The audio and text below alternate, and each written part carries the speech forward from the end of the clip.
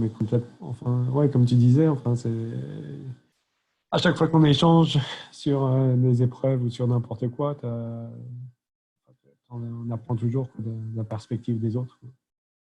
Tout à fait. T'es très sage, très très sage. Oui, on voit. Qu'est-ce que j'ai fait? J'ai mes notes, j'ai les questions.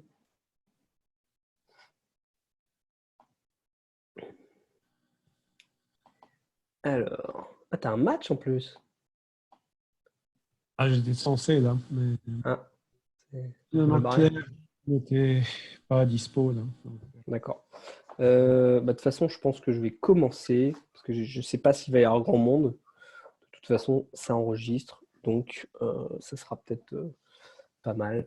Euh, alors, bonjour, moi c'est Guillaume. L'objectif ce soir, ça va être un peu de parler de la préparation des championnats et de comment ça se déroule un peu un championnat de France. Et il y a eu quelques questions également sur comment est-ce que tu t'entraînes, qu'est-ce que tu fais avant un championnat. Alors, je vais reprendre un peu vos questions. Alors, il y avait des questions de Sylvain notamment, qui est là, qui me disait, j'aimerais bien connaître ton histoire d'origine, de mnémoniste, de compétition. Qu'est-ce qui a fait que tu as accroché à ces techniques et que par après, tu as investi du temps pour travailler toutes les épreuves et participer à un championnat? Alors, à la base, moi, j'avais une mémoire qui n'était pas très bonne, voire assez médiocre. Et souvent, en comparant des souvenirs, notamment avec un ami d'enfance, je me suis aperçu qu'il y avait plein de choses que j'avais occultées ou dont j'avais du mal à me rappeler. Et puis, quelques oublis, et puis cette envie un peu de performance, de mieux se rappeler de certaines choses. Et du coup, à un moment, je me suis dit, il faut que je travaille ma mémoire. Et du coup, j'ai commencé à chercher. Je suis tombé, l'un des premiers, ça devait être un livre de Tony Buzan ça devait être quelque chose comme booster votre mémoire ou un truc comme ça. Et dedans, du coup, il expliquait tout un tas de techniques de mémorisation que la plupart des gens qui vont regarder cette vidéo, je pense, connaissent déjà. Et je me suis aperçu que ça marchait. Et donc, dedans, il parlait notamment des championnats, des compétitions qu'il organisait, championnats du monde notamment. Et du coup, après, j'ai vu un peu O'Brien, Joshua Hafer, enfin un peu les classiques dans le domaine. Et j'ai appris qu'il y avait des championnats qui existaient notamment en France et qu'on avait du coup un premier champion de France qui était Sébastien Martinez. Et je m'étais dit, tiens, bah, le jour où je rentre en France, je participerai bien à une compétition. Et la première compétition à laquelle j'ai participé, c'était en 2017. Du coup, c'était en France, le championnat de France, c'était sur Paris. Ça s'est pas mal passé. J'ai dû finir quatrième, je crois. Et c'était sympa. Et je me suis aperçu aussi que je n'étais pas forcément très bien préparé. Et du coup, l'année dernière, euh, en aidant aussi à co-organiser. J'ai eu la chance de gagner, mais principalement parce que Sylvain, je pense, n'était pas là.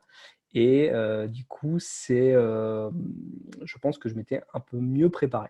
Voilà, alors, je ne sais pas si ça répond à la question de l'origine. Pareil, hein, Sylvain, si tu veux intervenir, n'hésite pas. Alors, les autres questions qu'il pouvait y avoir. On m'a demandé quelle est ta routine d'entraînement avant un championnat. Euh, on m'a demandé notamment combien de jours par semaine, combien de minutes ou d'heures à chaque session. Alors, je m'entraîne pas forcément de manière très régulière au long de l'année, mais c'est vrai que quand je sais qu'il y a une compétition qui arrive, là, je m'entraîne plus sérieusement. Et l'objectif pour moi, c'est d'en faire un peu tous les jours. C'est pas forcément de m'entraîner beaucoup, mais c'est de m'entraîner vraiment régulièrement et si possible tous les jours. Donc effectivement, au moins 5 jours par semaine, voire 7 jours par semaine si je peux. En termes de temps, par contre, ça peut être très court. Ça peut être 10 minutes. Parfois, alors, quand ça se passe bien ou quand j'ai plus le temps, ça peut être 1 heure, voire plus le week-end. Et la façon dont je m'entraîne, moi, ça va être principalement par bloc de discipline. C'est-à-dire, je vais faire, je sais pas, des paquets de cartes ou je vais faire des chiffres. Des fois, je change un petit peu. Et donc, forcément, voilà, si je fais un paquet de cartes, ça va me prendre peut-être 5 minutes pour mémoriser, faire le recall, pour vérifier. Des fois, je vais travailler plutôt le système. Et du coup, ça peut être des séquences d'entraînement de 5 à ouais, 1 heure, 5 minutes à 1 heure, mais pas beaucoup plus. Je sais qu'il y en a qui s'entraînent beaucoup plus, notamment avant des compétitions. Euh, pour moi, c'est un peu comme ça que je fonctionne pour l'instant. On m'a demandé également, ça je crois que c'est Arnaud qui a demandé, quelles sont les tables de rappel, quels sont les systèmes que tu utilises. Alors comme beaucoup de personnes, je pense que avoir des bons systèmes, c'est bien, les pratiquer, c'est mieux. parce que je sais que parmi les meilleurs compétiteurs, il y en a qui ont, les champions du monde, qui ont des systèmes qui sont peut-être plus basiques ou même plus simples. C'est vraiment une histoire de pratique. Alors moi, en tout cas, en termes de système pur de mémorisation pour la compétition, bah, j'ai un millénium. C'est-à-dire j'ai une table de rappel pour tous les nombres à 3 chiffres, ce qui est assez standard, je le pense, mais je sais qu'il y en a aussi avec un centium qui se débrouille très très bien.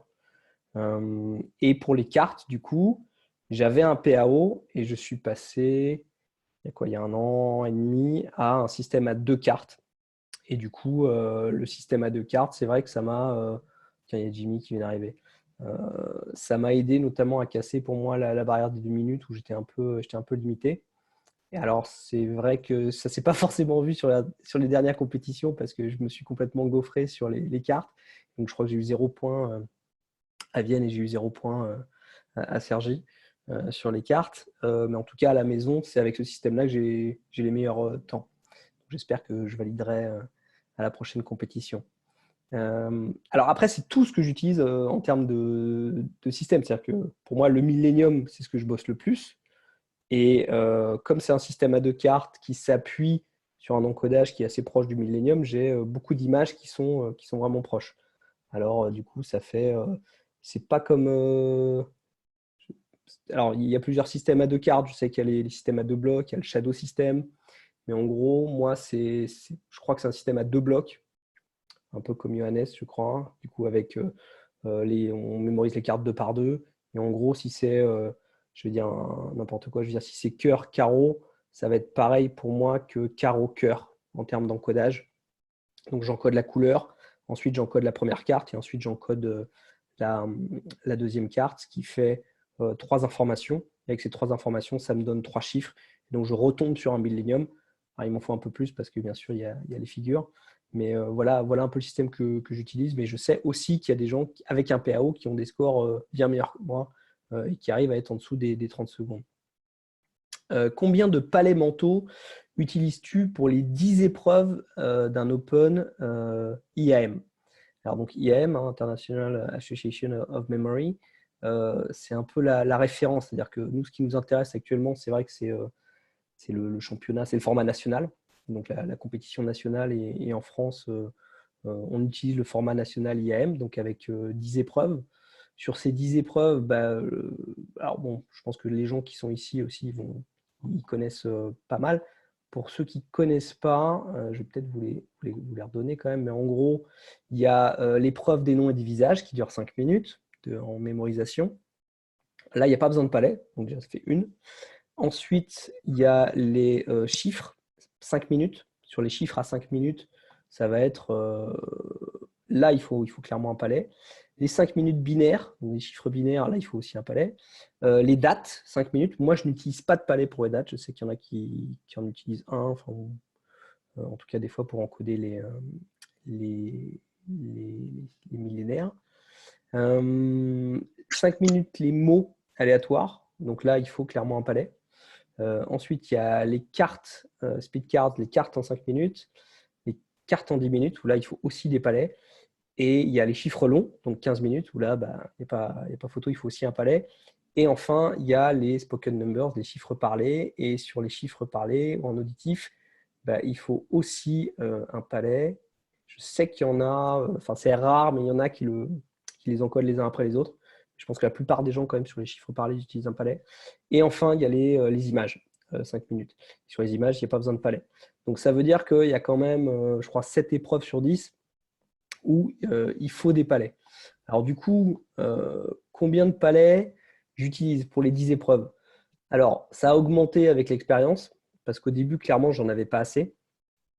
C'est-à-dire que le premier championnat que j'ai fait, je devais avoir 4 ou 5 palais, ce qui clairement n'est pas suffisant, je pense.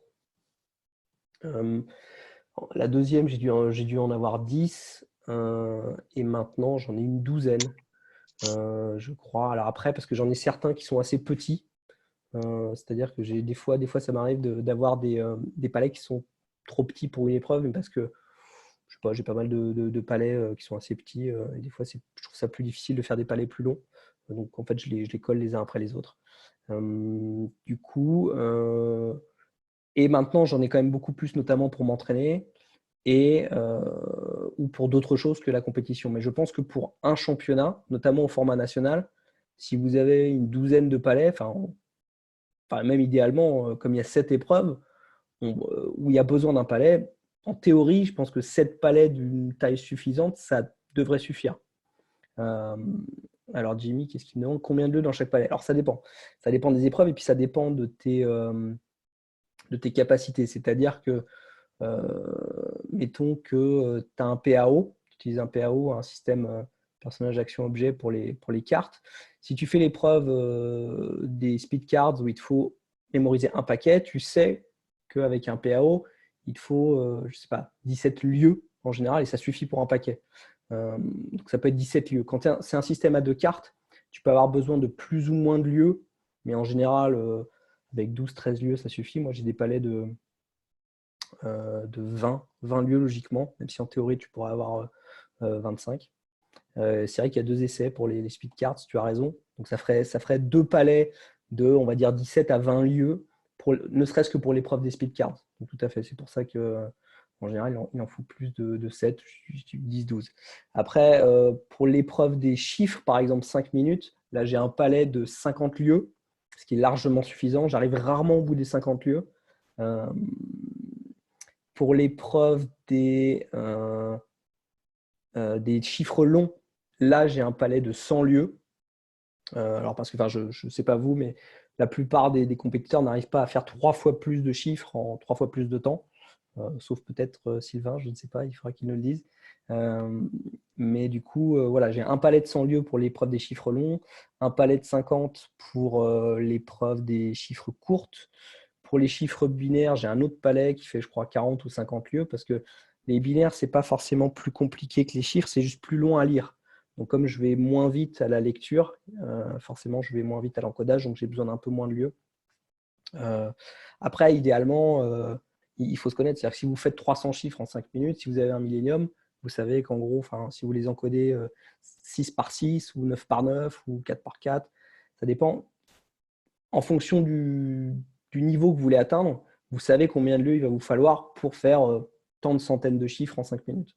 Donc ça, c'est un peu, je dirais, à chacun de choisir un peu la longueur de ses palets. Pour ce qui est des... Qu'est-ce qu'il y a d'autre comme épreuve, on avait dit? Donc ça, c'est pour les chiffres. Voilà, ouais. Chiffres 5 minutes, j'ai un palet de 50. Donc les noms, les visages, pas de palet. Les binaires, voilà, j'ai entre 30 et 40 lieux. Les dates, pas de palet. Les mots, alors les mots actuellement, j'ai quoi? J'ai un palet de 50 aussi. J'ai un palet de 50. Mon record actuellement, c'est quoi? C'est 84 mots. Et moi, je les encode 2 par 2. Je sais qu'il y en a qui les encodent 3 par 3. Moi, je les encode 2 par 2. Pourquoi? Pour éviter de faire trop d'erreurs. Mais ça, je vais revenir après peut-être sur chaque discipline en particulier.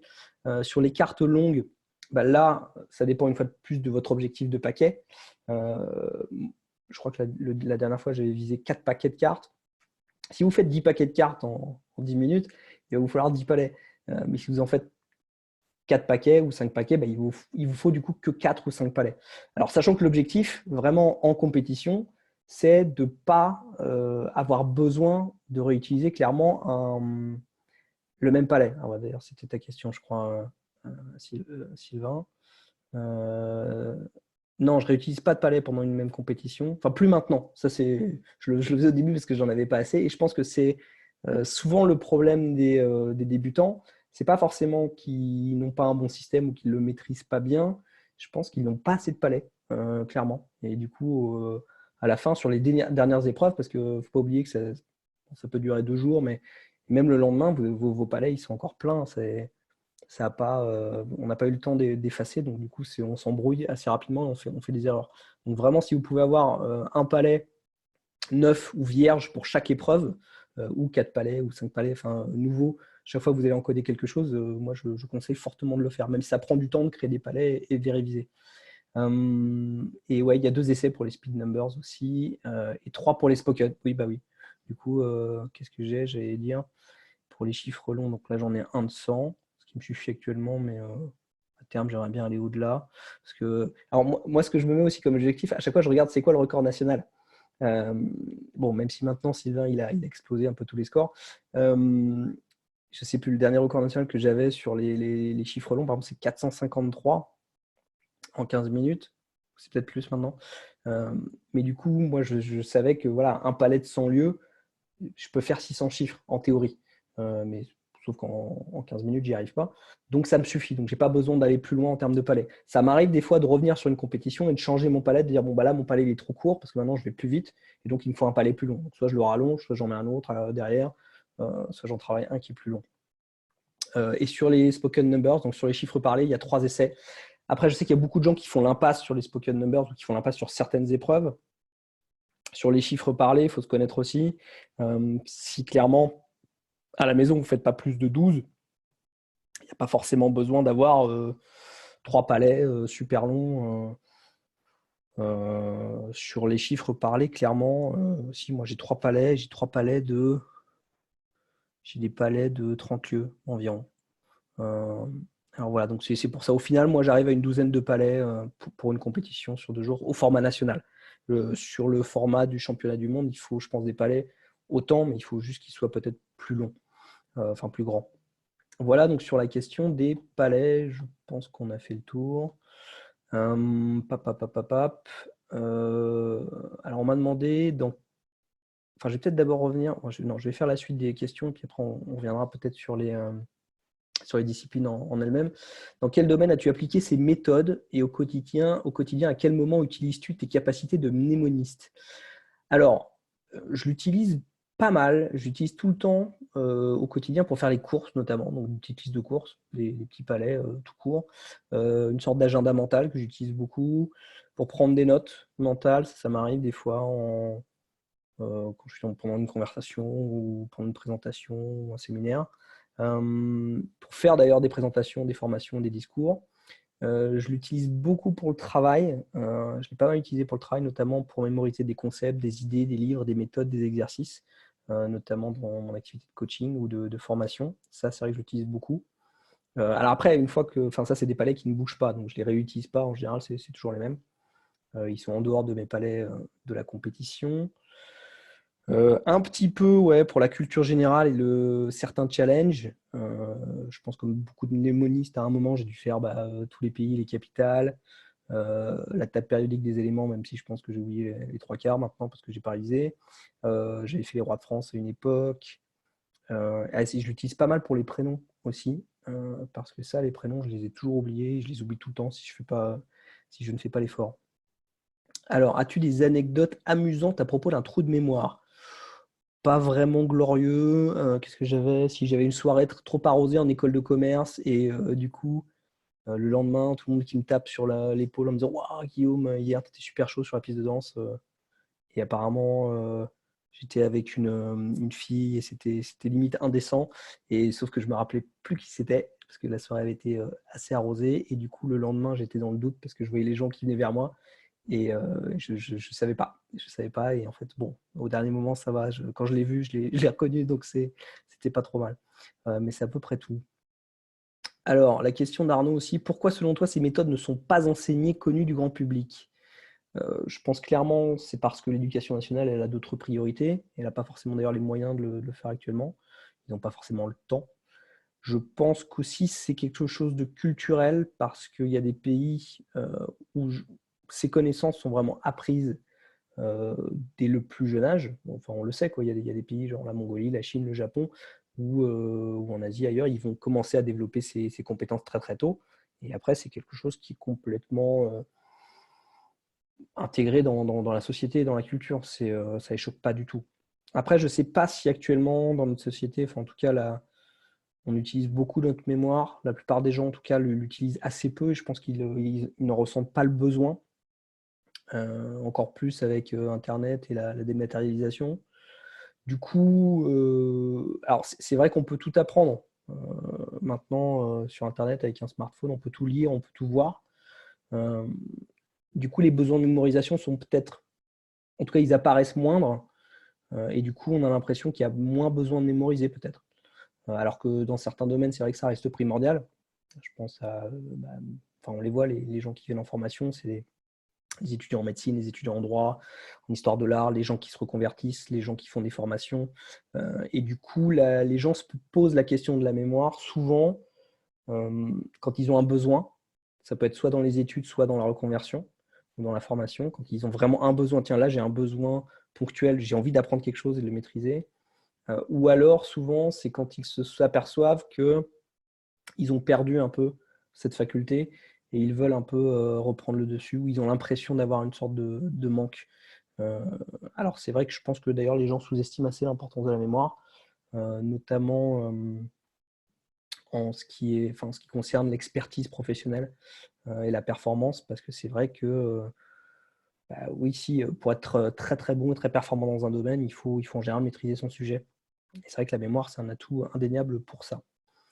Alors, à moins qu'il y ait d'autres questions, je vais revenir rapidement sur peut-être les disciplines qu'il peut y avoir dans une compétition au format national actuel. Alors, donc on a parlé des noms et des visages. Les noms et les visages, c'est 5 minutes. En gros, il n'y a pas besoin de palais. Donc, c'est un encodage assez simple. C'est-à-dire que vous avez la photo de la personne et en dessous, il y a son prénom, son nom. Format national, c'est des noms internationaux. Donc, vous pouvez avoir des noms slaves, des noms chinois, des noms à consonance hispanique, vraiment de tous les pays du monde. Et là, alors, moi, ma méthode préférée, c'est déjà, je me concentre sur les prénoms. Pourquoi? En général, les prénoms, je trouve, sont plus simples à encoder que les noms de famille. Et comme il n'y a pas, c'est une épreuve où il n'y a pas où la notation, en tout cas, ne pénalise pas les trous. C'est-à-dire que si vous mettez juste le prénom de la personne et pas son nom, c'est séparé, vous avez quand même un point, ou je sais plus, un demi-point. Et du coup, on peut remplir, si vous remplissez, je ne sais pas, 50 prénoms, vous avez 50 points, ou peut-être 25 à vérifier, mais ça veut dire que vous n'avez pas de pénalité pour ne pas avoir renseigné le nom de famille. Et c'est vrai que je trouve que déjà, appliquer cette méthode-là, je trouve ça plus simple.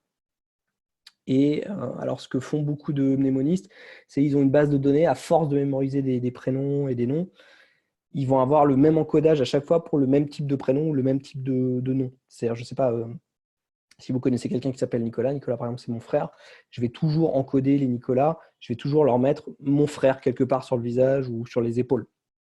Si c'est quelqu'un qui s'appelle Nico ou Nicole, bah, ça peut marcher aussi. Nicolai, Nicolai, pour moi, ça va être la même racine, donc je vais toujours utiliser quand même mon frère, parce que ça va m'aider à retenir. Si vraiment j'ai besoin d'encoder exactement la fin, parce que j'ai l'impression que c'est une fin ou une tournure un peu différente, je vais essayer de trouver quelque chose sur le moment pour me dire, ah oui, tiens, il y a deux L, ou tiens, ça s'écrit avec un A ou avec un I tréma, sachant que je crois qu'il n'y a pas de faute d'accent pour cette épreuve. Voilà pour les noms et les visages. Et après, c'est de la pratique et c'est aller très très vite. Pour sa Memory League, je pense que ça aide beaucoup parce qu'on a l'habitude du coup d'en faire beaucoup et d'en voir beaucoup. Et c'est quand même les mêmes prénoms, les mêmes noms qui reviennent sur Memory League. Mais d'ailleurs, maintenant, ils ont fait une version non internationaux, ce qui aide pas mal parce qu'au format national, on n'a pas que des prénoms français. On n'a pas que des noms français, on n'a pas que des noms, je sais pas, anglophones. On a vraiment des noms de toutes les nationalités. Alors sur les chiffres 5 minutes. Alors moi j'ai un millénium, donc système à 3 chiffres. Ça m'a mis du temps à mettre en place, je ne sais plus, les gens me demandaient, c'est vrai que ça a mis quand même, avant qu'il tourne vraiment bien, ça m'a mis peut-être 1 an et demi, 2 ans à le pratiquer avant d'être avant d'être vraiment très très fluide. Maintenant je sais qu'on peut aller beaucoup plus vite. Il y a des gens, ils font un millénium et en 3 mois, c'est plié. Et je sais qu'il y a des gens qui arrivent à se concentrer, à s'entraîner beaucoup plus, genre plusieurs heures par jour. Enfin, je vois même le dernier champion du monde, là, Andrea, c'est quelqu'un apparemment qui allait très très vite. Et en quelques mois, il a tout assimilé, tous les systèmes, et il a battu plein de records. Donc c'est possible. C'est vraiment une histoire de temps et de pratique. Après, j'aime bien travailler un petit peu, moi, tous les jours, avec effectivement les plaques d'immatriculation, avec dès que je vois une suite de chiffres, un numéro de téléphone, si je peux m'entraîner, ça, c'est bien. Donc sur les chiffres, moi, j'ai un palais de 50 lieux sur les 5 minutes. Peut-être j'en ai un deuxième, je ne sais plus. Mais ça me suffit largement. Sachant que le record national actuellement, il est à quoi? Il est à 400, je crois. Et actuellement, moi, j'avais un objectif 280-300. Donc, ce qui me suffit largement parce que par lieu, j'encode 2 images, ce qui me fait 6 chiffres. par lieu, donc ça va quand même assez vite. Ouais, voilà, avec un palais de 50 lieux, ça me fait 300 chiffres facilement. Sur les binaires, sur les chiffres binaires, bah, c'est à peu près pareil. Je vais un peu moins vite sur les binaires juste parce que je trouve ça plus dur à lire. Personnellement, je sais qu'il y a des gens qui vont limite peut-être plus vite sur les binaires que sur les. Non, peut-être pas, je sais pas. Le record national actuellement sur les binaires, il est à. Enfin, c'est pas qu'ils vont plus vite, c'est que comme on encode plus de chiffres en... avec moins d'images, au final, les scores sont plus impressionnants. C'est-à-dire que le record national, je crois qu'actuellement sur les binaires, il est à 468, peut-être plus, ou peut-être au-dessus de 500. En tout cas, en championnat de France. Mais je sais que Sylvain, il a fait mieux, à mon avis, dans d'autres championnats. Et donc, on peut faire plus de chiffres binaires, mais en gros, ça fait le même nombre d'images au final. Donc, en termes de palais, il n'y a pas besoin de palais non plus phénoménaux. Il faudrait que je demande à Sylvain, d'ailleurs, un jour, il faudra qu'on fasse, si un jour il fait, euh, si un jour il fait une vidéo, on lui demandera, lui, c'est quoi la taille de ses palais, j'aimerais bien savoir. Mais je sais à mon avis, ils sont beaucoup plus gros que les miens, beaucoup plus longs. Et Jimmy qui me demande, l'alimentation, le dopage existe-t-il?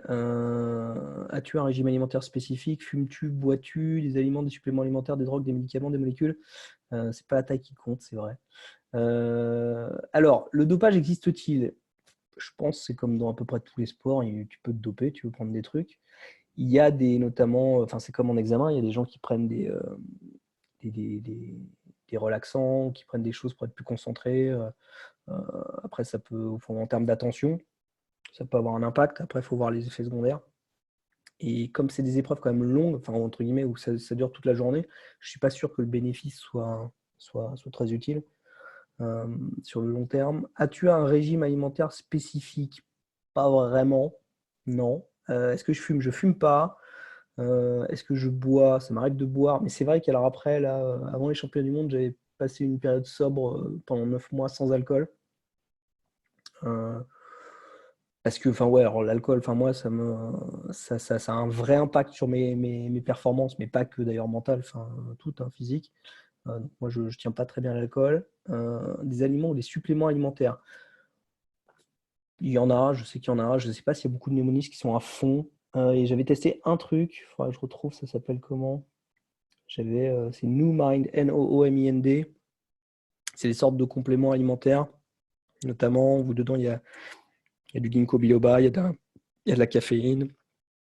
Il y a pas mal d'algues ou de plantes, c'est que des trucs à base de plantes.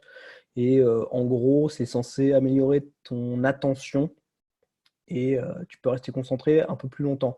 Et j'ai pris pour tester pendant une certaine période, pendant les entraînements. J'en avais pris, je crois, le premier jour du dernier championnat, ou de celui d'avant, je ne sais plus. Et je trouvais que ça me gardait un peu éveillé, ça m'évitait les coups de barre. Mais au final, j'ai pas forcément eu des performances meilleures que chez moi quand j'en prenais pas. Donc c'est difficile de dire si ça marche vraiment. Des drogues, des médicaments, des molécules, je pense que c'est comme partout, ouais, il y en aura sûrement, donc ça doit exister. Personnellement, non. De l'eau, il y en a qui prennent des noix, des fruits secs. C'est à chacun de se gérer, de se connaître. Alors, j'en étais où? On a fait les binaires, je vais faire les dates. On va parler des dates un petit peu. Sur les dates, alors moi, je n'utilise pas de palais. Alors, l'intérêt avec un millénium, c'est qu'on peut encoder quasiment toutes les années avec une seule image. Donc ça, c'est quand même super. 1968, pour moi, je vais encoder juste 968. 2022, je peux encoder juste 022. Après, je risque de me tromper avec 1022, parce que lors de l'épreuve des dates, on a souvent des dates, ça va, je crois, bah, du coup, de l'an 1000 jusqu'à 2999, il me semble. Mais je ne sais pas pourquoi. Enfin, je ne sais pas pourquoi. Je trouve qu'il y a moins en tout cas, il y a moins de 2000 forcément il y a moins de dates au deuxième millénaire qu'au premier millénaire. Et du coup, euh, ce que je fais très souvent, je fais l'impasse sur les 2000 et plus. Je ne sais pas si Sylvain il fait ça aussi, peut-être pas, parce qu'en fait, je perds du temps. Et donc, si je vois juste 2000 quelque chose, je passe. je passe à la suivante et je fais uniquement toutes les années en 1000. Donc 1900, 1800, 1100, 1700, 1500, 1300. Hop. Je fais juste celle-là et je les encode en une image. Donc j'ai aucun doute. Donc quand je reviens pour faire ma restitution, bah, j'ai qu'une image. Donc je sais forcément, bah, ça c'est mon image c'est 322. Bon bah hop, je sais que c'est 1322. Si c'est 433, bon, bah, je sais que c'est 1433. Je n'ai pas un doute, est-ce que c'est 2433 ou 1433? Après, je pourrais prendre plus de temps pour encoder une information et dire, voilà, sur les images qui commencent par 1000, je ne mets pas d'image, enfin, pas d'informations supplémentaires. Et sur les images qui commencent par 2000, je vais mettre une petite image différente, ou je vais mettre une autre couleur, ou je vais mettre, à une époque, je mettais, je ne sais pas moi, quelque chose d'électronique, quelque chose de moderne ou de futuriste, parce que pour moi, c'est les années 2000. Mais au final, ça me faisait perdre du temps et des fois, j'avais des doutes. Donc actuellement, je fais que ça. Sur les dates actuellement en France, le record national, je crois que c'est 109. Mais j'avoue que moi, que je sature autour de 60, 70. J'aimerais bien atteindre 80. Et souvent, j'ai pas de souci. Alors peut-être qu'à terme, il faudra que j'encode toutes les images, même celles qui commencent par 2000. Mais là, actuellement, j'en ai pas trop besoin. 1000, ah oui, Sylvain me dit c'est de l'an 1000 à 2099, pardon. Donc oui, c'est ça, c'est pour ça aussi. Il n'y en a pas beaucoup des images qui commencent par 2000, donc moi j'ai choisi de faire l'impasse dessus. Je me demande d'ailleurs si Sylvain fait l'impasse ou pas. Sur les mots, donc les mots aléatoires, l'épreuve des mots, là actuellement, bah, j'ai peut-être le record là, de 84. J'ai un palais. Et du coup, alors ouais, sur les mots, enfin, c'est un peu comme les chiffres, c'est-à-dire que c'est des lignes de 20 mots, il me semble. Et sur les chiffres, c'est des lignes de 40 chiffres. Et donc, si on a une erreur sur la ligne des chiffres, une erreur, on a la moitié des points. Si on a 2 erreurs, on a 0 pour toute la ligne. Du coup, c'est vrai que l'épreuve des chiffres et l'épreuve des mots, on n'a pas le droit à l'erreur. Donc, il y a beaucoup de gens qui révisent. Je pense d'ailleurs que quasiment tout le monde révise. En tout cas, sur les chiffres et sur les mots, moi, je conseille vraiment de réviser. Donc, soit les chiffres normaux, les chiffres binaires, les chiffres longs, et sur les mots, moi, je révise toujours. Alors après, on n'est pas obligé de tout réviser. Ce que je fais très souvent, c'est que je vais réviser ligne par ligne. C'est-à-dire que je fais une ligne, je la révise dans ma tête, je me teste. Ensuite, je fais une deuxième ligne. Des fois, je la révise si j'ai le temps. Si j'ai envie d'aller un peu plus loin, tester un meilleur score, je vais peut-être faire une troisième ligne. Oui, les dernières lignes, je ne vais pas forcément les réviser. Et là, ça va être un peu, je vais les tenter pour aller un peu plus loin. Mais là, il faut aussi vous savoir, l'un des gros, je pense, l'un des gros problèmes des gens qui viennent en compétition, c'est peut-être qu'ils n'ont pas assez de palais. 2, c'est qu'ils n'ont pas forcément assez travaillé leur système, c'est-à-dire qu'ils connaissent leur Centium, ou ils connaissent leur table de rappel, ils connaissent leur Millennium ou leur PAO, mais ce n'est pas automatique, c'est-à-dire on leur montre l'image et des fois, il y a des images qui vont moins bien maîtriser que d'autres, donc du coup, ils vont passer 5-6 secondes juste à essayer de rappeler l'image, et ça, c'est dommage, parce que c'est juste du temps de perdu. Et il y a aussi cet aspect, ils ne se sont pas entraînés sur des épreuves longues, ou pas sur les épreuves en entier, ou il y a des épreuves sur lesquelles ils ont fait l'impasse. Parce que si on s'entraîne chez soi à la maison, vraiment à faire l'épreuve des chiffres pendant 5 minutes, on va voir assez vite où est-ce que ça pêche. Est-ce que mon palais il est trop petit? Est-ce que j'ai du mal à me rappeler de mes images ou à encoder? Ou tiens, est-ce que du coup j'ai encodé plein d'images, mais j'ai fait une erreur à la première ligne, j'ai fait une erreur à la deuxième ligne, du coup je suis pénalisé au score. Et sur les mots, c'est pareil. Sur les mots, ça ne sert à rien de tenter 60 mots, 80 mots ou 100 mots si vous savez que une fois sur deux, vous faites des erreurs à la première ou à la deuxième ligne. Donc moi, je conseille en tout cas de... Alors après, il y en a qui vont réviser peut-être pas tous les 20 mots, peut-être tous les 40. C'est-à-dire que vous faites 2 lignes et hop, on va réviser les 40 d'un coup. Et après, peut-être pour les 40 suivants, je ne révise pas. Donc là, c'est à vous de gérer votre temps. Il y a vraiment aussi cette stratégie, et ça se retrouve sur Memory League, sur chaque discipline, de savoir comment je gère mon effort. Est-ce que je révise? Est-ce que je ne révise pas? Combien de fois je vais réviser? À combien d'intervalles? Parce que si on veut notamment optimiser et dire vraiment je veux avoir 100% des infos, et sur les mots, on n'a pas le droit à l'erreur. C'est-à-dire que les erreurs d'orthographe, c'est fichu. Bon, les erreurs d'accent sont tolérées, notamment en français. Mais pareil, si c'est un pluriel ou un singulier, bon, là, vous perdez des points. Donc, non, il faut être sûr à 100%. Sur les mots, après, enfin, ici, même s'il y a des questions sur les disciplines, peut-être on fera des fois des calls sur des disciplines en particulier. Ça peut être intéressant de peut-être comparer les techniques. Je sais que les gens ont des techniques différentes pour encoder certains types d'informations. Donc, je pense aux millénaires sur les dates. Il y en a qui vont avoir un système particulier. Ça peut être une couleur, ça peut être un animal tout le temps, ou ils vont le mettre dans un palais. Bon. Sur les mots, je sais qu'il y a des gens, enfin une époque par exemple sur le, qu'est-ce que je faisais moi, ou d'ailleurs je le fais toujours, enfin sur les pluriels, comme pour moi un pluriel on rajoute un S. Chaque fois qu'il y a un mot au pluriel, dans mon image, je vais rajouter un serpent. Parce que pour moi, le serpent, c'est S. Donc, je ne sais pas, mettons que le mot, ce soit chaise. Si c'est chaise au pluriel, ce sera une chaise, il y a des serpents qui grouillent dessus. Voilà, mais après, je sais qu'il y a plein de techniques qui existent. Pareil sur les adverbes ou sur les participes présents. Par exemple, si c'est, je sais pas, si vous avez marché, parce que des fois, ça arrive très souvent, on va mémoriser une image, on voit quelqu'un qui marche, mais on ne sait plus si c'est marché, marchand, si c'est ANT, si c'est conjugué, si c'est et, si c'est e au féminin. Et donc, tout le monde a des systèmes comme ça pour ne pas faire d'erreur. Donc, ça peut être intéressant de voir ce que les gens utilisent. Voilà pour les mots. Pour les cartes longues, la seule différence pour moi entre les cartes longues et les cartes, c'est que c'est un effort qui est plus long. Comme c'est la plus longue chaîne de cartes, parce que même si c'est des paquets distincts, vous allez être compté au nombre de cartes que vous mémorisez. C'est en 15 minutes, en 10 minutes, combien de paquets de cartes, enfin combien de cartes au total vous avez mémorisé. La première fois, j'avais tenté 2 paquets et je crois que j'avais fait un paquet plus 2 cartes parce que mon erreur, elle était à la 3e carte du 2e paquet. Mais donc, ça veut dire que j'avais mémorisé 2 paquets et bon, j'avais fait une erreur, mais entre guillemets pour rien puisque j'ai fait une erreur à la 3e carte du paquet. Donc, il vaut mieux mémoriser moins de paquets, mais sans faire aucune erreur. Donc là aussi, il va falloir réviser.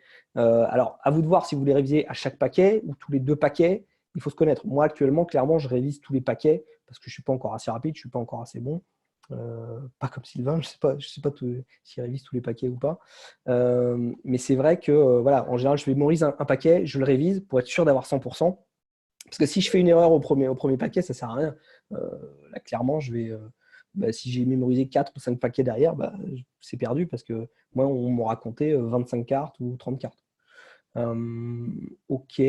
Voilà, sur les cartes longues, après, il n'y a rien de particulier. Après, vous enchaînez vos palets, bien mémoriser votre enchaînement de palets. Si vous le faites dans des palets différents, mais moi, j'aime bien utiliser des palets différents. Comme ça, je sais que mon premier palais, c'est mon premier paquet, mon deuxième palais, c'est mon deuxième paquet, etc. Voilà, qu'est-ce que je peux dire d'autre? Le record national actuellement, je crois que c'est Yves, du coup, qui l'a, avec 108 cartes. Donc, c'est pas fou, hein, c'est un peu plus de 2 paquets. Et il y a moyen de faire beaucoup mieux. Hein. Il y a des gens qui font en 10 minutes, je crois qu'ils font 10 paquets. Donc c'est possible, je ne sais plus combien Andrea il avait fait, mais c'est assez fou. Sur les chiffres longs 15 minutes. Donc là, pareil, ça va être comme les chiffres courts, pas le droit à l'erreur, donc il faut réviser. Il faut réviser. Il faut réviser tous les 40 chiffres si vous voulez, tous les 80, tous les 120, c'est vous qui voyez. Forcément, vous allez avoir un palais plus long. Il y a clairement un effet d'usure sur ces épreuves un peu plus longues. Et donc, on a tendance à ralentir. Et un truc qui marche bien, c'est de s'entraîner vraiment aussi sur les épreuves longues. Parce qu'il y a beaucoup de gens qui arrivent en compétition, ils s'entraînent au format 5 minutes, mais pas forcément au format 10 ou 15 minutes. Et c'est dommage. Parce que c'est pas le même effort. Alors, sur les chiffres parlés, bon là j'ai pris l'ordre des épreuves dans l'ordre où on les a fait, notamment lors de la dernière compétition. Donc le deuxième jour, après, on avait fait les chiffres parlés. Chiffres parlés, donc il y a 3 essais. Je crois que c'est quoi? C'est 100 chiffres, 200 chiffres, ou peut-être 300 chiffres, et ensuite 500 chiffres. Bon, alors, à moins de vous appeler Johannes ou Sylvain, ou d'être un champion international ou européen ou mondial, la plupart des gens, s'ils font 30-40 chiffres par lit, ils sont déjà très contents. Le record actuel, c'est quoi? Je crois que c'est 120. Moi, j'ai déjà fait, je crois, enfin, j'aimerais bien faire 100. 100, je pense que c'est faisable. La grosse difficulté sur les chiffres parlés, c'est la vitesse. C'est un chiffre par seconde. Alors, il y a des... Il y a quoi? Il y a des fichiers audio qui existent. Vous pouvez vous entraîner. Il y a des programmes qui existent. Je pense notamment à MemoCamp. Et ce qui est bien des fois, c'est qu'on peut régler la vitesse. Alors ça, c'est un truc que Sylvain m'avait donné, c'est de s'entraîner à aller plus vite, c'est-à-dire à mémoriser des images à une vitesse plus rapide qu'une par seconde, genre 0,8 ou même 0,5 secondes. Pourquoi? Parce qu'en fait, si vous entraînez à faire ça et à voir vos images qui arrivent très très vite, quand vous revenez à une seconde, ça vous paraît très très lent. Enfin, peut-être pas très très lent, faut pas exagérer, mais ça vous paraît plus lent. Et du coup, on a l'impression d'avoir un peu plus d'espace, un peu plus d'aise, et ça vous permet d'encoder plus facilement, ça vous laisse un peu de temps. Parce que très souvent, moi, ce qui m'arrive d'ailleurs en épreuve, j'ai pas de problème de palais, j'ai pas vraiment de problème d'encodage, c'est qu'en fait, j'ai mon image qui arrive, enfin plutôt, il y a les trois, moi je les encode 3 par 3 maintenant, il y a les trois chiffres qui arrivent, je sais pas, 2, 4, 6, boum. Donc du coup, à ce moment-là, j'enregistre que c'est 246, et là tout de suite, il faut que je retrouve l'image. Et le temps que je retrouve cette image, des fois c'est une demi-seconde ou c'est une seconde de trop, et du coup, il y a le chiffre d'après qui arrive, et du coup, j'ai entendu l'image, enfin entre guillemets, où je l'ai vue, mais j'ai pas eu le temps de bien l'encoder et de bien la mettre dans le palais. Et souvent, ce qui va se passer, c'est que l'image, soit je l'ai vue, mais je ne l'ai pas bien encodée dans le lieu, ou alors j'étais en train de l'encoder, mais du coup, j'ai loupé le chiffre d'après. Et comme j'ai loupé le chiffre d'après, ça décale, et du coup, après, vous avez une erreur. Et les chiffres parlés, pareil, c'est rédhibitoire. C'est-à-dire qu'à la première erreur, c'est fini. C'est-à-dire que si vous avez pu mémoriser, et ça arrive, hein, 300, 400, 500 chiffres, il y en a qui le font.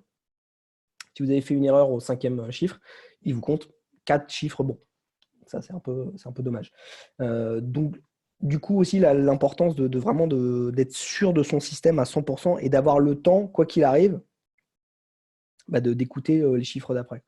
Donc ça, faut vraiment faut que votre système il soit super, super bon.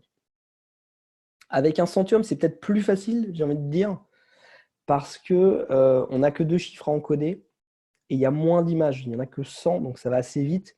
On retrouve assez facilement. Et même quand on a un trou, je trouve que c'est plus facile avec un centième pour les chiffres parlés. D'ailleurs, au début, j'aimais bien m'entraîner sur les chiffres parlés parce qu'avec un centième, je trouvais ça assez facile.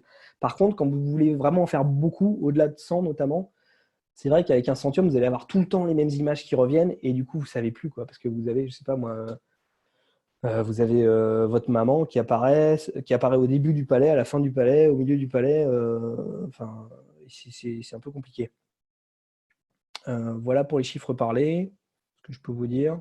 Et donc, ouais, avoir trois palets, peut-être pour les trois essais différents, ça paraît essentiel. Alors, les cartes, les speed cards, les cartes en moins de 5 minutes. Je suis peut-être pas la meilleure personne, la personne la mieux placée pour en parler parce que je me suis complètement gaufré sur les deux dernières compètes.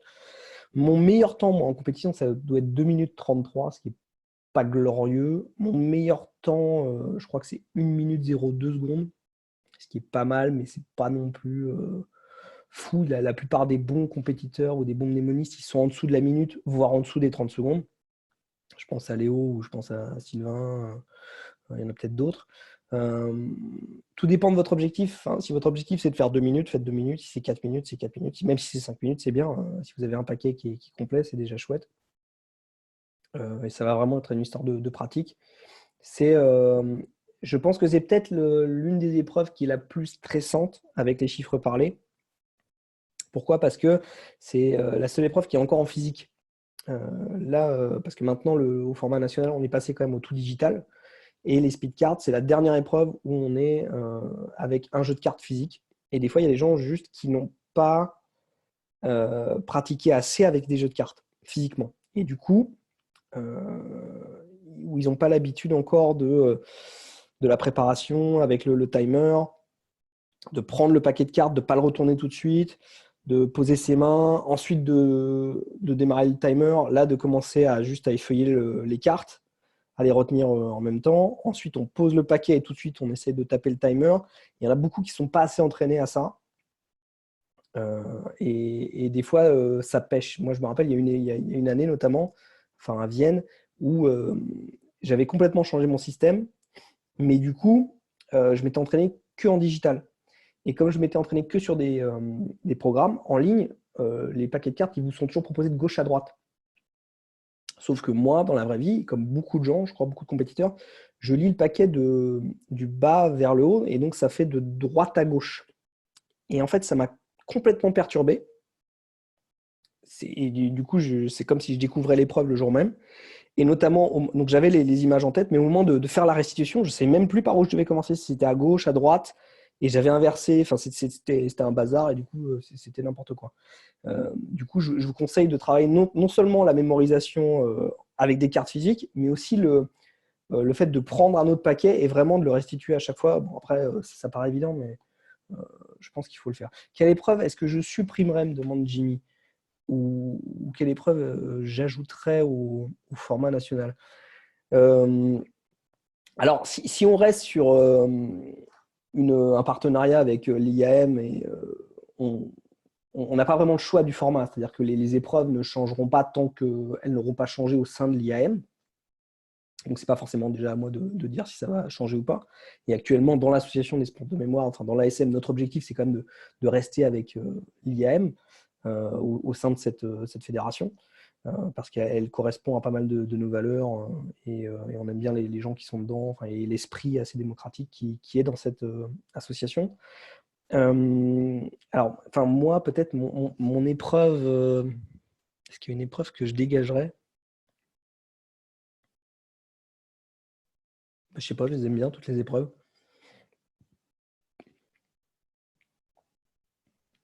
Il y a peut-être... tout dépend de ce qu'on veut faire. C'est-à-dire que si on reste sur un format national où on a envie que ça soit court, on a envie que ça soit fun, j'aurais tendance à couper les épreuves qui sont redondantes. Donc, par exemple, c'est vrai qu'on a 3 épreuves sur les chiffres. Tu vois, on a les chiffres 5 minutes, les chiffres 15 minutes et les chiffres binaires. Ça fait beaucoup de chiffres. Qu'est-ce qui nous empêcherait on va dire, allez hop, on dégage les chiffres 15 minutes, tu vois. Et si vous voulez faire des chiffres très très longs, vous pouvez faire des championnats d'Europe ou des championnats du monde où là, vous allez vous éclater parce qu'il y a 1 heure de chiffres. Et du coup, on peut introduire peut-être une autre épreuve, je ne sais pas, de Rubik's Cube ou de... Il y a un truc que j'ai beaucoup aimé au championnat canadien, le dernier championnat canadien qu'ils ont fait, où là j'ai participé de manière officieuse à distance. Ils ont fait une épreuve d'examen. Et du coup, il y avait tout un tas, ils vous donnent tout un tas de données, d'informations. Donc il y avait des cartes, il y avait des constellations, il y avait du vocabulaire dans une langue qui n'existe pas, il y avait des cartes de géographie fictives avec des villes, avec des noms fictifs aussi, et des continents fictifs. Il y avait tout un tas d'informations comme ça. Il y avait des poèmes à apprendre ou des textes. Et en gros, on avait 20 minutes pour étudier en fait l'examen, pour réviser, pour apprendre ça, pour le mémoriser.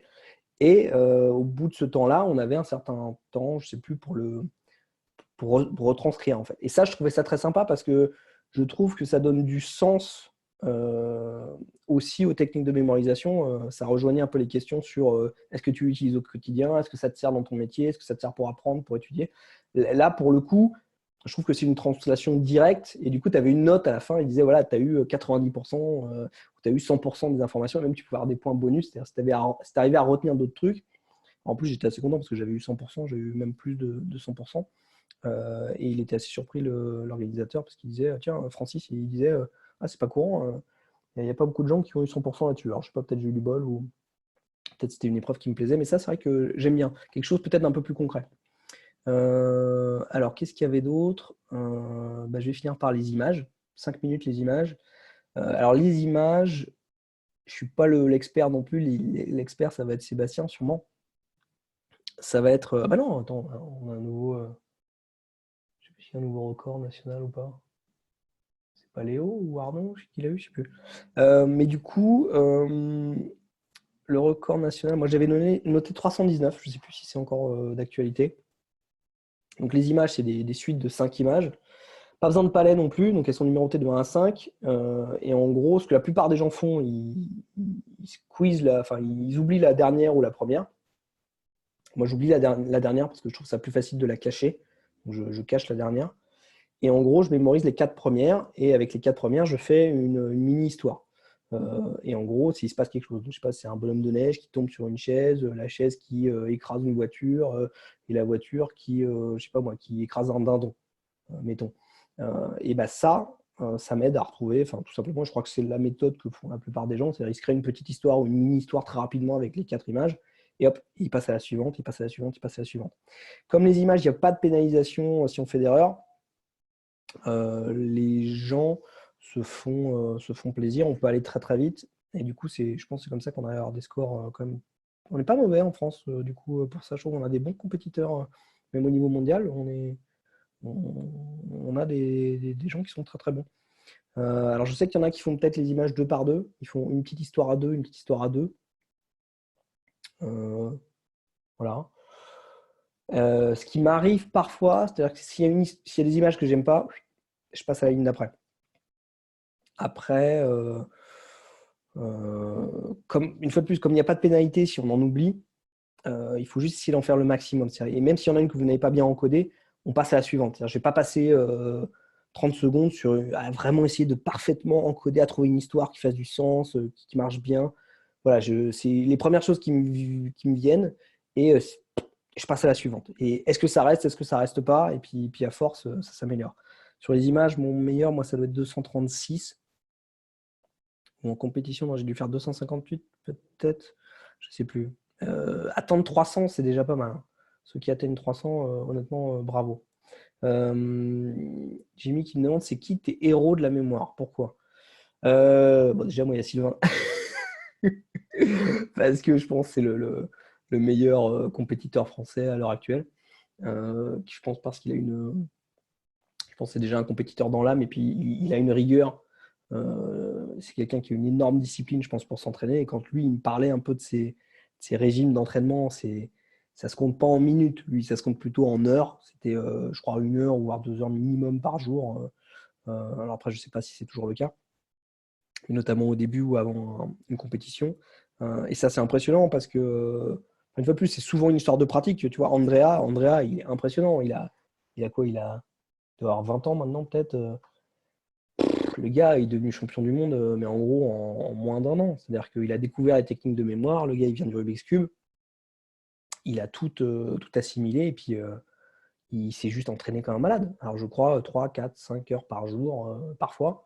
Mais c'est beau de voir que c'est possible, quoi. Juste la discipline et juste de l'entraînement, juste de la pratique délibérée, comme ça, on peut aller très, très loin. Donc, moi, c'est ça qui m'impressionne souvent. C'est les gens qui s'entraînent beaucoup. J'ai un certain respect aussi pour les précurseurs, comme Dominique O'Brien, qui était l'un des premiers quand même mnémonistes à créer des records. En fait, tous les ans, il battait ses propres records et il était un peu tout seul à l'époque. Il était d'ailleurs très en avant des autres compétiteurs et c'était et plein de fois en fait il s'est heurté à des murs et on ne savait pas si on pouvait aller en dessous. À l'époque, je ne sais plus, quand tu lis les bouquins, quand tu vois l'historique, la première fois qu'il mémorisait un paquet en moins de 6 minutes, c'était dingue. Mais l'année d'après, il revenait, il le faisait en moins de 4. Et l'année d'après, il a fait en dessous de 2 minutes, ou je ne sais plus où, il a fait 2 minutes. Et d'ailleurs, à une époque, il a dit non, ben, je ne sais plus qui a dit, mais on n'arrivera plus en dessous de 2 minutes. Et bien sûr, l'année d'après, ou je ne sais plus, l'année d'encore après, on est passé en dessous de 2 minutes, assez rapidement en dessous de la minute, ce qui, moi, me paraissait quand même assez délirant. Parce qu'il faut savoir qu'à une époque, le titre de grand maître de la mémoire, Grand Master of Memory, il fallait notamment mémoriser un paquet en moins de 2 minutes. Parce qu'en gros, si tu arrivais à moins de 2 minutes, c'était un peu le Graal, c'était vraiment un standard impressionnant. Maintenant, un paquet en moins de 2 minutes, ça, ça paraît complètement normal. Je pense que la norme, en tout cas maintenant, c'est Memory League, c'est un paquet en moins d'une minute.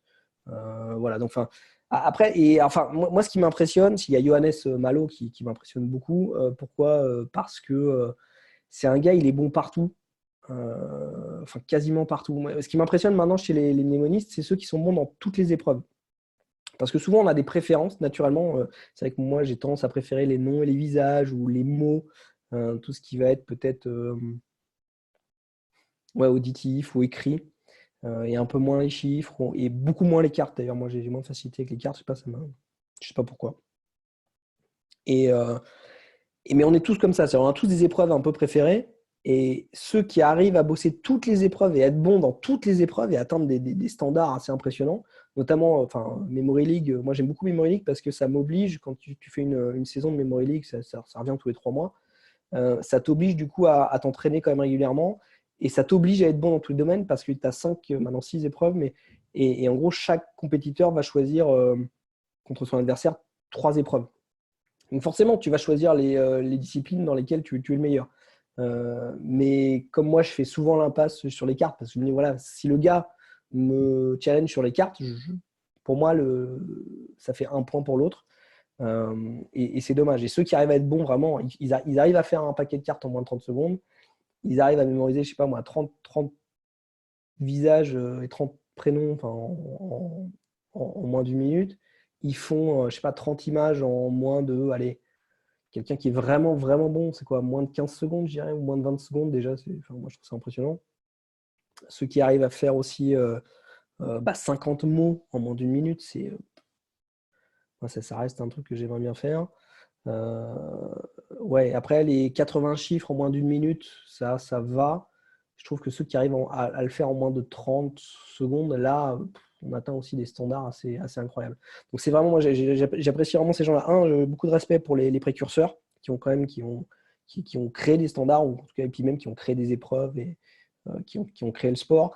Et beaucoup de respect aussi pour ceux qui sont vraiment bons, qui sont très polyvalents et qui sont bons dans toutes les épreuves. Que ce soit sur les épreuves longues, les épreuves courtes, les épreuves visuelles, les épreuves auditives, les épreuves digitales, ou même en physique. Ça, je trouve ça très, très, très, très dur. Voilà. Alors, j'espère que ça répond à peu près toutes les questions. De toute façon, moi, l'objectif aujourd'hui, c'était un peu de faire un call, et de répondre à certaines questions et de créer un peu une sorte de standard. On va essayer de faire pas mal de vidéos, peut-être avec Sylvain et Sébastien, et même d'avoir des gens, des mnémonistes et des membres de l'association qui partagent un peu leur expérience régulièrement, pour essayer justement soit de guider les gens qui veulent rentrer dans le sport ou qui sont intéressés, qui sont un peu, qui aimeraient pourquoi pas faire un championnat ou une compétition, et puis vraiment échanger, voir un peu ce qui se fait, et puis casser des mythes aussi. Et puis parler aussi après, parce qu'il y aura des questions, je pense, beaucoup plus techniques sur mais c'est quoi la différence entre tel système et tel système? Est-ce que ça vaut le coup de passer sur une méthode à 2 cartes? Est-ce que vraiment ça vaut le coup d'investir dans un millénium, etc. Et ça peut être des discussions très intéressantes pour les gens qui connaissent un petit peu. Jimmy qui me demande, est-ce que tu as des recommandations de techniques de visualisation? Alors, tu parles peut-être quoi pour pour encoder des images, peut-être. Alors, quand tu travailles un système, par exemple un Centium ou un Millennium, ça va être tout le temps les mêmes images qui reviennent. Ce qui est bien, c'est d'avoir une image qui est, en tout cas pour moi, une image qui est fixe. C'est-à-dire que si j'ai un Millennium et que j'ai, je monte ton téléphone parce que je révise souvent sur mon téléphone avec Anki, genre tu me donnes un numéro à 3 chiffres et je vais avoir un mot, ça me donne un mot, mais ça ne me donne pas forcément l'image. Et je me suis aperçu que si j'avais le mot, mais que je n'avais pas forcément mon image, était un peu floue, forcément j'avais un peu plus de mal à l'encoder, ou je l'encode dans l'instant, dans le moment, un peu de manière spontanée. Et du coup, quand je reviens dans mon palais ou que je vérifie, je sais qu'il y a une image, mais elle n'est pas forcément très très claire ou très nette. Alors que si c'est une image que j'ai vachement travaillé, elle est vachement détaillée, c'est vraiment cette scène-là, avec ce personnage-là, ou ce mouvement-là, où il y a ce type d'action, et c'est tout le temps la même, ça devient beaucoup plus facile pour moi de la retrouver. Ou même après, par élimination. Alors, je ne sais pas si ça répond à ta question. Et après, il y a un autre truc qu'il faut travailler, je pense, sur la visualisation, c'est de donner la permission aussi de trouver des images de manière spontanée. Je sais pas, on te donne un mot, un nouveau prénom que tu n'as jamais vu, et tu essayes de trouver une image tout de suite, et tu te donnes la permission de garder la première image qui arrive, même si elle n'est pas top. Et alors, pour les techniques de visualisation, enfin en tout cas pour encoder, moi ce qui marche beaucoup pour moi, c'est je le rends énorme, même si c'est dans une toute petite pièce ou un tout petit lieu. Je sais pas si je dois, même si mon image, je sais pas, c'est une théière, tu vois, ou même si c'est je sais pas moi, une fourchette.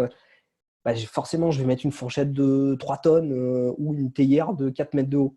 Et genre qui explose même. Alors, je sais pas, si mon lieu, c'est une baignoire, j'imagine que là, la fourchette, elle prend toute la baignoire, ou que la théière, elle est en train de déborder, elle est en train de casser la baignoire et la salle de bain. Tout ce qui va prendre plus de place, qui va être grand, ce qui va être Ça, en tout cas, c'est une sous-modalité qui marche très bien pour moi. Plutôt que de chercher des trucs. Alors, bien sûr, tout ce qui va être drôle, loufoque, un peu même crade ou voire sexuel, ça marche très bien, on le sait. Mais des fois, de manière spontanée, tu vas pas forcément trouver tout de suite. Donc, un truc qui marche bien, en général, tu prends quelque chose et paf, tu le rends très, très gros où tu mets beaucoup de mouvements. Donc, c'est-à-dire, il y en a beaucoup qui font ça aussi, je sais, parmi les mnémonistes. Ils ont leur image, je sais pas, leur image, ça peut être n'importe quoi, ça peut être une fusée, ça peut être, je sais pas moi, un coussin, une voiture. Et ils vont la jeter sur le lieu. Et genre, ça va, mais ça fait des débris ou des dégâts ou ça explose, mais ça interagit de manière violente ou très vive avec l'environnement. Et ça, je sais que ça marche bien pour moi. Ou pareil, tu as un pot de miel, bon voilà, bah, là, tu balances le pot de miel sur la table et là, pouah, il y a du miel partout, ça gicle. Et du coup, quand tu reviens sur ton lieu, même si tu as un doute, même si tu es allé très vite, tu as passé une demi-seconde à visualiser ce pot de miel qui éclate, c'est beaucoup mieux que de juste mettre. Enfin, si tu avais visualisé, genre, ah ouais, un pot de miel sur la table. Ça, c'est pas super mémorable. Alors, je sais pas si ça répond à ta question.